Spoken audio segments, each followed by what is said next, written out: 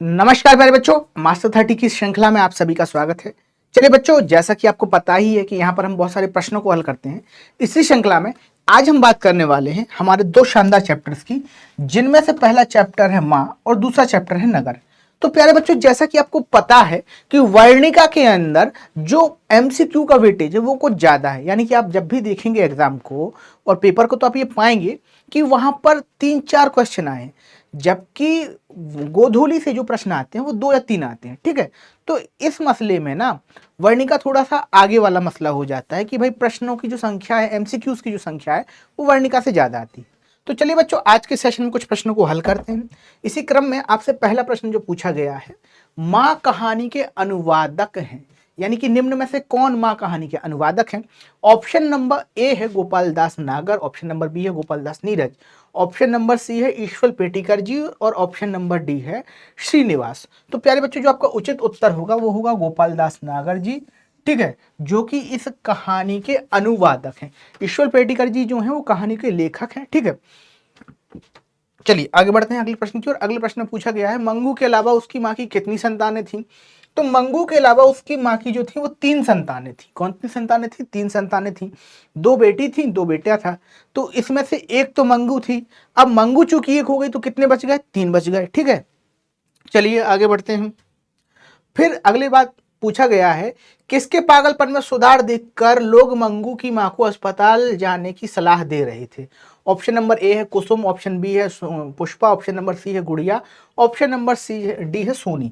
तो बेटा जो उचित उत्तर होगा वो होगा कुसुम। कुसुम क्या थी? उसी के गांव में रहने वाली एक साधारण सी लड़की थी जो किसी कारणवश पागल हो जाती है, पर जब उसे अस्पताल भेजा जाता है तो वो वापस ठीक होकर आ जाती है। इस बात से क्या होता है कि लोगों के अंदर उम्मीद जागती है, आशा जागती है कि कहीं ना कहीं हो सकता है कि मंगू भी अब ठीक हो जाए। ठीक है, तो इस तरीके से इस प्रश्न का जो उत्तर होगा वो होगा कुसुम। चलिए आगे बढ़ते हैं। अगले प्रश्न में पूछा गया है, मंगू की उम्र कितनी थी। तो बेटा मंगू की जो उम्र थी वो 12 वर्ष थी। यहां पर ये याद रखिएगा कि जितने भी कैरेक्टर आपके यहाँ बीमार पड़ेंगे, ठीक है, चाहे वो मंगू हो चाहे वो पंपाती हो, ठीक है, या पपाती हो, ठीक है, उन दोनों की उम्र जो है वो सेम 12 वर्ष ही है। 2 ही कहानियों में ऐसे 2 कैरेक्टर हैं जिनकी जो है वो बीमारी हो जाती है। एक को हो जाती है शारीरिक बीमारी, एक को हो जाती है मानसिक बीमारी। ठीक है, चलिए आगे बढ़ते हैं। अगले प्रश्न में पूछा गया है, माँ के लिए कौन सा माह आराध्य देव था। तो माँ के लिए जो अगन माह था ना वो आराध्य देव था। किसी पंडित ने उन्हें बता दिया था कि अगन का व्रत करने से जो है वो मंगू की तबीयत में सुधार हो जाएगा, इसीलिए माँ जी जो थी वो लगातार व्रत किया करती थी। ठीक है, चलिए आगे बढ़ते हैं। अगले प्रश्न में पूछा गया, मंगू की बड़ी बहन का क्या नाम था। तो मंगू की बड़ी बहन का नाम था कम्मू। ठीक है, चलिए फिर पूछा गया है आपसे, माजी के दोनों पुत्र पढ़ लिख कर कहीं काम में लगे हुए थे। कहाँ काम में लग गए थे?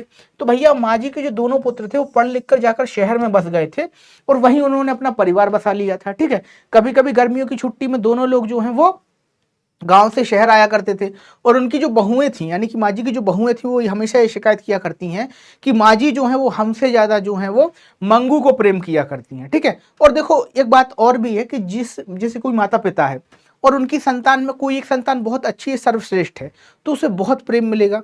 पर इसके विपरीत यदि कोई संतान किसी डिसेबिलिटी से जूझ रही है, किसी समस्या से जूझ रही है, तो ऑटोमेटिक उसकी ओर ममत्व जो है वो ज्यादा हो जाता है। ठीक है, चलिए आगे बढ़ते हैं। अगले प्रश्न में पूछा गया है, मंगू कितने वर्ष की थी। तो बेटा मंगू जो है वो 12 वर्ष की बालिका थी जो मानसिक रूप से विक्षिप्त थी, यानी कि पागल थी। ठीक है, चलिए आगे बढ़ते हैं। वेदना कितनी क्रूरता से कोंच रही है, उसका साक्षात्कार किसे जीवन में पहली बार हुआ। तो भैया वेदना कितनी साक्षरता से जो है, कितनी तरीके से उसको कोच रही है, इस चीज का साक्षात्कार जो है ना वो होता है माजी के बड़े लड़के को जो शहर में रहता है। ठीक है, और मंगू को अस्पताल छोड़ने के लिए आता है। ठीक है, तो इन तमाम बातों के कारण क्या होता है कि मंगू को जब छोड़कर आते हैं उस समय, उस रात को क्या होता है, जब छोड़ने जा रहे होते हैं तो माँ को चैन नहीं हो रहा होता है। माँ कभी इस तरफ कभी उस तरफ करवट जो है वो बदल रही होती है। ठीक है, और इस बात को उसका लड़का जो है वो समझ जाता है। ठीक है, चलिए आगे बढ़ते हैं। अगले प्रश्न में पूछा गया है, माँ रात में कितने बजे हॉस्पिटल से लौट कर आई या अस्पताल से लौट कर आई। तो 11:15 जो है वो माता जी लौट कर आ जाती हैं। 11:15 को ऐसे भी लिखते हैं 10:45। ठीक है, तो इस प्रश्न को दो तरीके से पूछा जा सकता है, या तो आपसे ऐसे पूछ लिया जाएगा भाषा के तौर पर कि 11:15 या फिर आपको टाइम दे दिया जाएगा 10:45 पर। तो दोनों चीजें जो हैं वो इस तरीके से आप सॉल्व कर सकते हैं। अगला प्रश्न है माँ कहानी का मुख्य पात्र कौन है? तो माँ कहानी का मुख्य पात्र पहले बताया गया है सीता, ऑप्शन नंबर बी है नजम्मा, और ऑप्शन नंबर फिर सी पे है लक्ष्मी, और ऑप्शन नंबर डी है मंगू। तो देखो सीता जो है वो किस कहानी का पात्र है? केंद्रीय पात्र सीता भी है, पर किस कहानी का केंद्रीय पात्र है? जरा ध्यान करो, सीता जो है वो किस कहानी का केंद्रीय पात्र है? ये धरती कब तक घूमेगी, तो सीता हमारा राइट आंसर नहीं होगी। नगम्मा यानी कि नजम्मा जो है वो दही वाली मंगम्मा कहानी का सहायक पात्र है, ठीक है।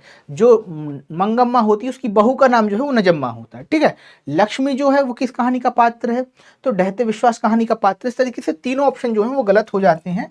आपका एकमात्र जो उचित उत्तर है वो है ऑप्शन नंबर डी मंगू। चलिए अगले प्रश्न में पूछा गया है माँ कहानी किस भाषा से अनुवादित है? ऑप्शन नंबर ए है उड़िया, ऑप्शन नंबर बी है तमिल, ऑप्शन नंबर सी है गुजराती, ऑप्शन नंबर डी है कन्नड़। तो बेटा जो राइट आंसर होगा वो होगा आपका गुजराती। ऑप्शन नंबर सी जो है माँ कहानी जो है वो गुजराती से अनुवादित है, हिंदी में अनुवाद किया गया था। चलिए फिर देखिए मंगू को लोग कहाँ भर्ती करने की सलाह दे रहे थे? तो मंगू को जो लोग हैं ना वो अस्पताल में भर्ती करने की सलाह दे रहे थे कि मंगू को जो है ना वो अस्पताल में भर्ती कर दो, शायद मंगू ठीक हो जाए, ठीक है। अब देखिए आगे क्या है, मंगू की मां अस्पताल में उसे भर्ती क्यों नहीं करना चाहती थी, इसका कारण दीजिए। तो मंगू की मां उसे अस्पताल में इसलिए भर्ती नहीं करना चाह रही थी कि अस्पताल में शायद उसकी ठीक ठाक तरीके से देखभाल ना हो सके। इस बात का संदेह जो है वो माता जी को रहता है, इसीलिए वो मंगू को भर्ती करना जो है वो नहीं चाह रही होती। चलिए आगे बढ़ते हैं।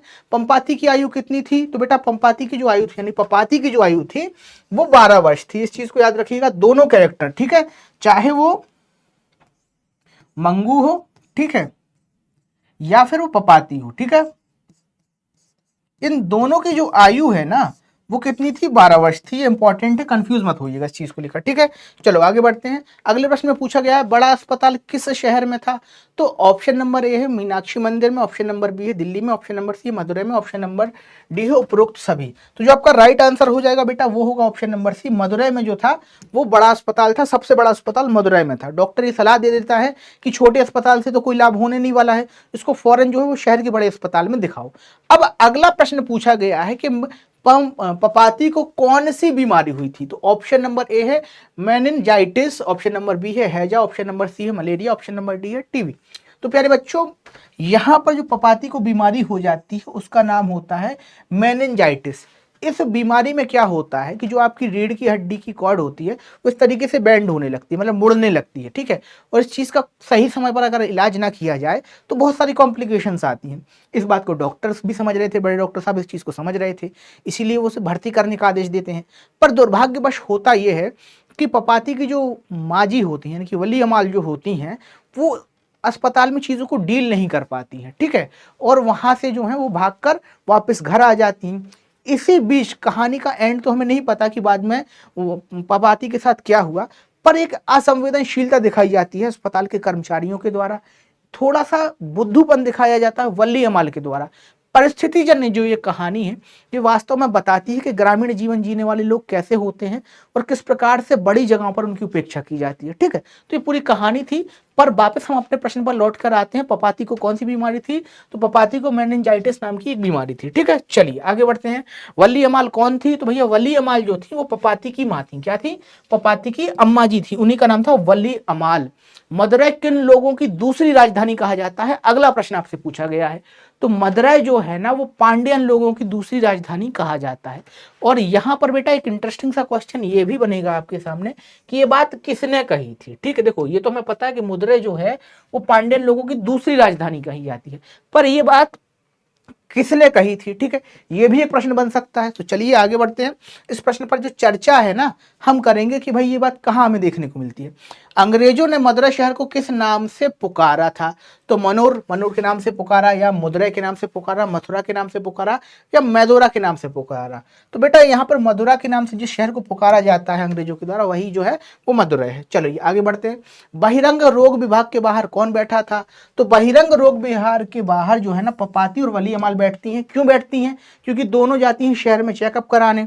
और जब शहर में चेकअप कराने जाती हैं, अस्पताल में पहुंचती हैं, अस्पताल में जब उन्हें बताया जाता है कि यहाँ आपको जो है वो चेक कराना है, यहाँ आपकी जांच हो जाएगी, तो वहाँ दोनों जाकर बैठ जाती हैं और अपनी बारी का इंतजार करने लगती हैं। ठीक है, तो इस तरीके से बहिरंग रोग विभाग के बाहर पपाती और वली अमाल बैठकर अपनी बारी का इंतजार कर रही होती हैं। चलिए अगले प्रश्न में पूछा गया है, मदुरै पांड्यन लोगों की दूसरी राजधानी है, यह कहाँ लिखा हुआ है? ऑप्शन नंबर ए है पाणिक व्याकरण शास्त्र में, ऑप्शन नंबर बी है कार्लवोल्ट के तुलनात्मक व्याकरण शास्त्र में, ऑप्शन नंबर सी है अखबार में, और ऑप्शन नंबर डी है उपरोक्त में से सभी। तो बेटा प्यारे बच्चों, यहाँ पर जो है ना कार्लवेल के तुलनात्मक व्याकरण शास्त्र में लिखा हुआ है कि मदुरै जो है ना वो पांड्यन लोगों की दूसरी राजधानी कही जाती है। चलिए आगे बढ़ते हैं, अगला प्रश्न में पूछा गया है, वली अमाल की लड़की का क्या नाम था? तो वली अमाल की लड़की का नाम था